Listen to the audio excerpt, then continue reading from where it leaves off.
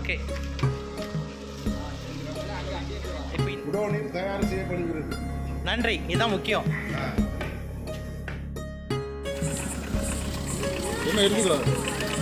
எடுத்துக்கிடுங்க.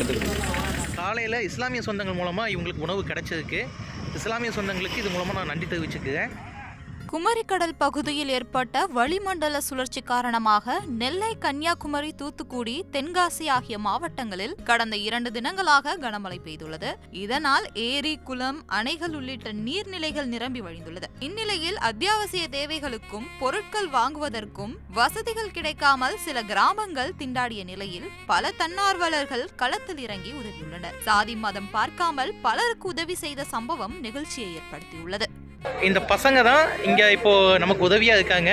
குலசேகப்பட்ட உள்ள அத்தனை பகுதிக்கும் இந்த பசங்க மூலமாக தான் நீ சாப்பாடு கொண்டு போகும். முடிந்தால் மணப்பாடு பகுதிக்கு இவங்க மூலமாக இப்போ நம்ம சாப்பாடு கொண்டு போகும். உணவு தயாரிச்சுட்டு இருக்காங்க. இன்னும் தயாராகும். இதான் மொதல் ஷிஃப்ட்டு போயிட்டு இருக்கு. எங்கே வரீங்க? அரிசி போட போகிறீங்களா?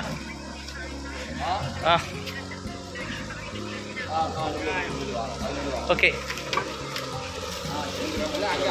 இப்போ இந்த பகுதியில் உணவு தயாராக மாதிரி உடங்குடியிலையும் சாத்தாங்குளம் பகுதியிலையும் உணவு தயாராகிட்டு இருக்கு. நன்றி. இது பள்ளக்குறிச்சி பஞ்சாயத்து மணிநகர் கிராமம் எம்பிவி பார்க்கிங் டைல்ஸ் குடோனில் தயார் செய்யப்படுகிறது. நன்றி, இதுதான் முக்கியம்.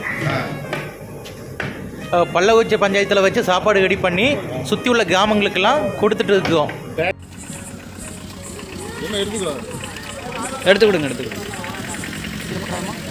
மழை தள்ளி உள்ளே போனதுனால அத்தியாவசிய தேவைகள் எதுவுமே அவங்களால செய்ய முடியல. அவங்க தேவைகளை அவங்களுக்கு பூர்த்திக்க முடியல. அதனால் இன்றைக்கி ஒரு நாளைக்கு உணவுக்கு ஏற்பாடு பண்ணியிருக்கோம்.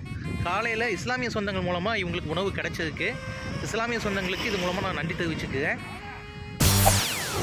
செய்திகளை உடனுக்குடன் தெரிந்து கொள்ள உடனே சப்ஸ்கிரைப் பண்ணுங்க.